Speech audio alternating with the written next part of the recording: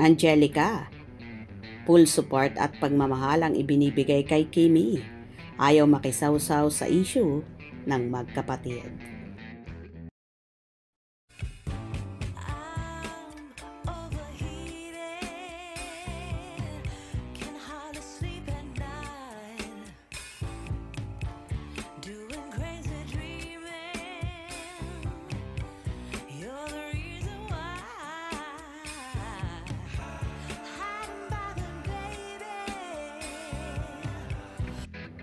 Mainit pa rin ang usapin tungkol kay Kim Chiu matapos niyang magsampa ng kaso laban sa kanyang kapatid na si Lakambini Chiu.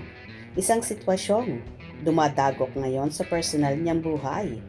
Isa itong mabigat na yugto para sa aktres, kaya naman hindi maiwasang usisain kung sino-sino ang mga taong tumatayong sandigan ni Kim sa gitna ng kontrobersiya.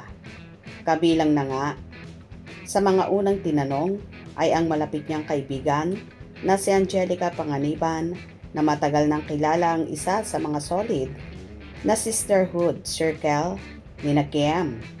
Nang makapanayam si Angelica, kitang-kita ang pag-iingat at pagrespeto niya sa bigat ng pinagdaraanan ng kaibigan. Of course, nandyan lang ako for her. Pero yung topic kasi, yung issue sensitive. Ayaw kong maki-involve. Ayaw ko talaga. Diretsong pahayag ni Angelica. Of course, nandiyan lang ako for her. But, yung topic, yung issue kasi is very sensitive. Ayoko maki-involve. Ayoko talaga. But as a friend, alam niya kung ano yung pwede kong ibigay na support. Aminado ang actress na kahit gusto niyang protektahan si Kim, alam niyang may hangganan ang kanyang pwedeng sabihin at opinyon, lalo na't personal at legal na usapin ito. Gayunpaman, tiniyak ni Angelica na hindi nag-iisa si Kim sa panahong ito, but as a friend, alam niya kung ano yung pwede kong ibigay na suporta. Dagdag niya, hindi kailanman mawawala ang presensya niya kapag kailangan siya ng kaibigan. Maaalala na kamakailan, nag-post si Kim sa social media at inamin niyang napapagod na siyang matawag na strong.